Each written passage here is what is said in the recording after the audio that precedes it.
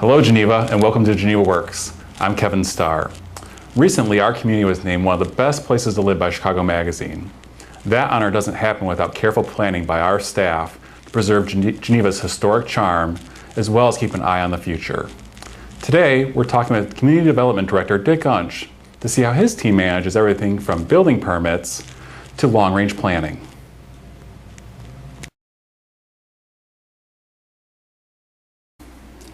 The Community Development Department is one of 6 departments in the city.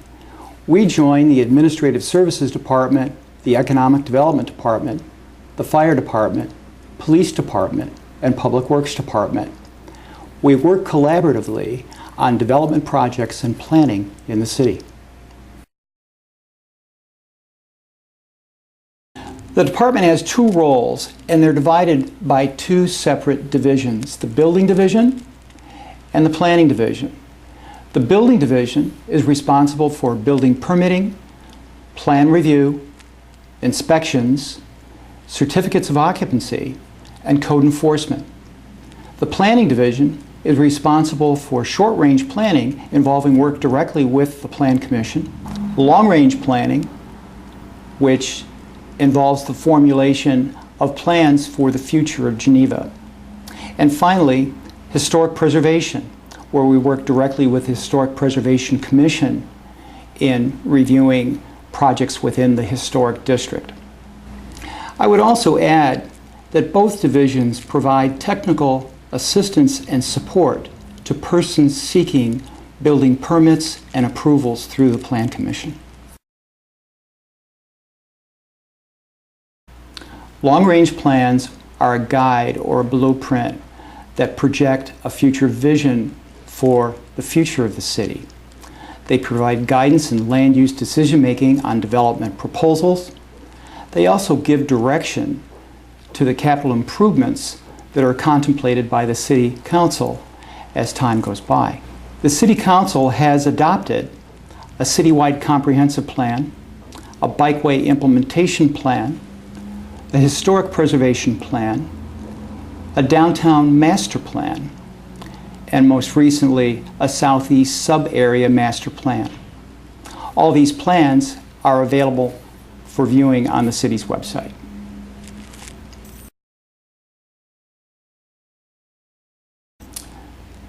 Zoning has to do with property rights. Each parcel of land in the city is located in a zoning district, and the rules on how property can be used are set forth in each district regulation. Zoning conveys the rights of property owners on how they can use their property. Zoning is needed to ensure that the use of each parcel is compatible with the uses of surrounding parcels. Zoning also works to implement recommendations in the city's adopted plans. Property owners have the right to request a zoning variation when the zoning regulations applicable to their project don't fit the project that they want to do. The property owner applies for the variation, and the Zoning Board of Appeals conducts a public hearing on the variation petition. The property owner is seeking relief from zoning regulations that have the effect of precluding the construction of a project they would like to do. The applicant for the zoning variation petition has to address 4 basic standards. The property can't yield a reasonable return if allowed to be used as the regulations require. Secondly, the regulations impose a unique hardship or practical difficulty that make it impossible to do the project. Third, the requested variation can't negatively impact the character of the surrounding area. And fourth, the requested variation must be the minimum variation necessary to achieve reasonable use of the property.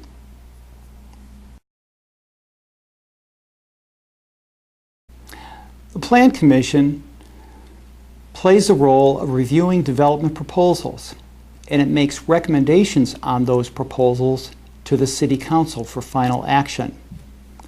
The Plan Commission also formulates comprehensive plans. In its role in reviewing development proposals, the Plan Commission typically reviews plats of subdivision, proposed zoning map amendments, requested special uses, and proposed site plans.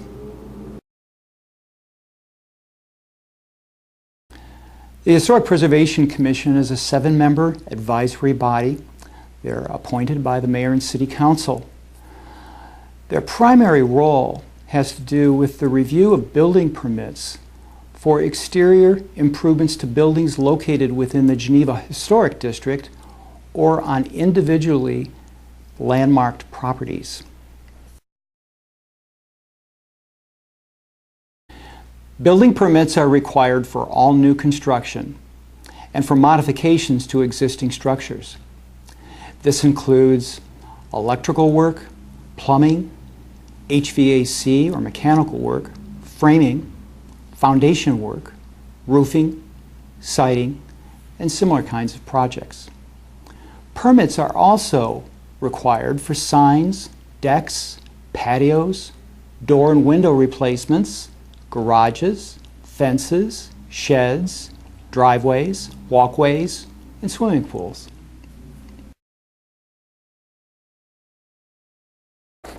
Yes, there are national, state, and international codes that the city uses in reviewing building permit work. They are as follows: the International Residential Code, the International Building Code, the International Energy Code, the International Property Maintenance Code, the International Mechanical Code, the State of Illinois Plumbing Code, the State of Illinois Accessibility Code, the National Electrical Code, and finally, the National Life Safety Code.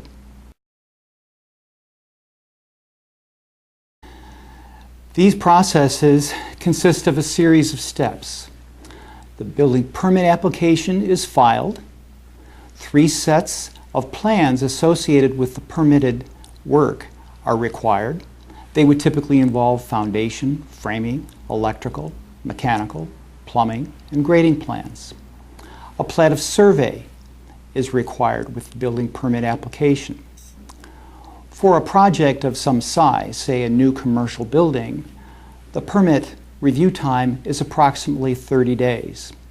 At the end of that 30-day period, the plans are set for issuance of a building permit. The plans will likely have some red line corrections to address code compliance, and the permit is issued with those corrected plans. There is a permit fee that is payable at the time that the permit is issued. The construction inspection process consists of several steps, but it depends on the nature of the project that's being built. For a simple project, like a roofing permit project, the roofing permit is issued and the work is conducted, and a simple inspection is required at the end of the roofing work. However, in the case of a building, say a single-family home, the series of inspections is extensive. There's an inspection for rough plumbing, then there's a foundation inspection and footing inspection that goes along with that, and then later on in the construction process, framing, electrical, plumbing, insulation, and then the final inspection on the building.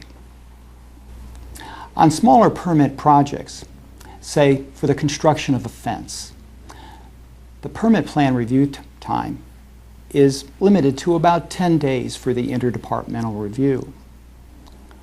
Permit plan review times for a roofing permit are very short. We call them over-the-counter permit reviews, where the necessary information is provided by the roofing contractor as a part of his building permit submittal. We check for his certification, and we're able to issue that roofing permit over the counter as they're coming in and applying for the permit. There are several projects that we're currently working on in the department.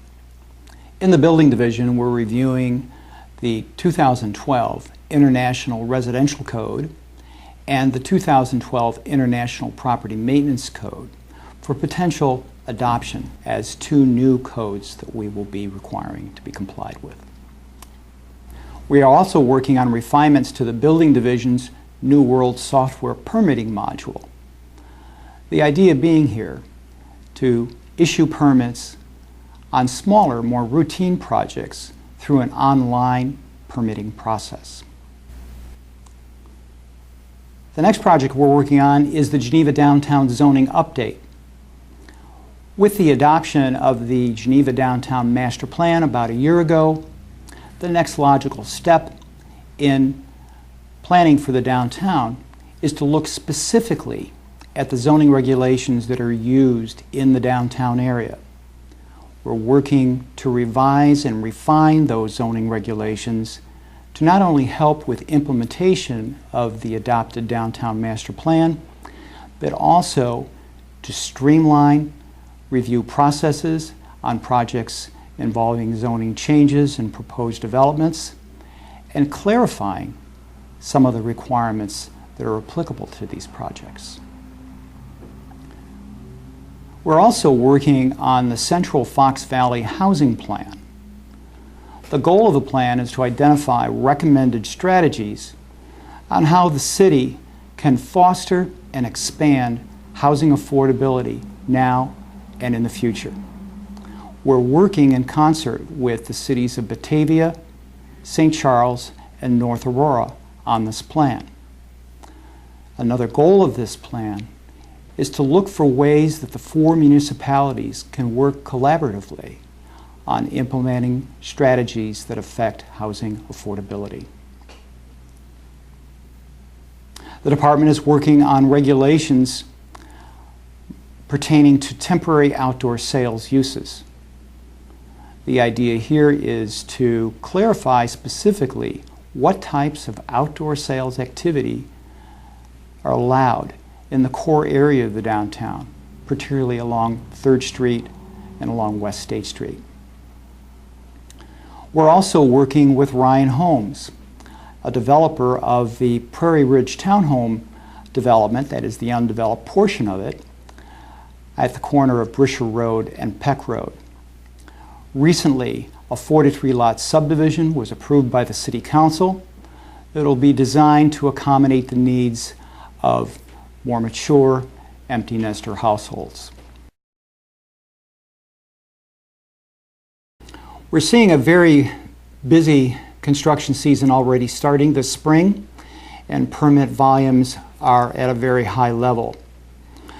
One project that we are just starting to work on now is a potential redevelopment of the Mill Race Inn property on Route 25, just south of East State Street. There'll be more to come on this, but we think there is a potential for a tax increment financing district in the area, and our department is working with the Economic Development Department looking at the potential for the establishment of a TIF district there. There's a process involved, and public hearings will be conducted later this spring. The department is also working on a proposed development of another subdivision off of Brisher Road, just west of Randall Road. It's on a 16-acre parcel, and the proposed development consists of 48 lots. It's known as the Lincoln Square development. The project is under staff review and is expected to go before the Plan Commission next month for formal review. Also, we're seeing continuing interest and activity in building infill houses on various lots in the city, either on vacant properties or on properties that have a smaller home on them that may be in a declining condition that warrants purchase and redevelopment. We're also seeing continuing activity at the Cadence Health campus, the former Delnor Hospital campus out on Randall Road. Cadence has been remodeling and repurposing many of the interior spaces of the existing hospital building, and they're also building new facilities at the site. They've most recently completed improvements to the driveway system and landscape features and signage around the campus.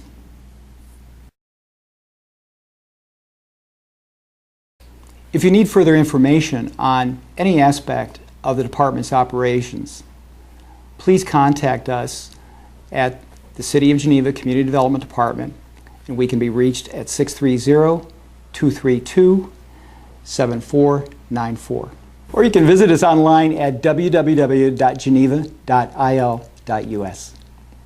Thank you for watching Geneva Works. We'd like to thank Director Dick Untch for his perspective on community development. We'd also like to thank you for watching. We hope to see you again next month to learn more about how our government is working for you.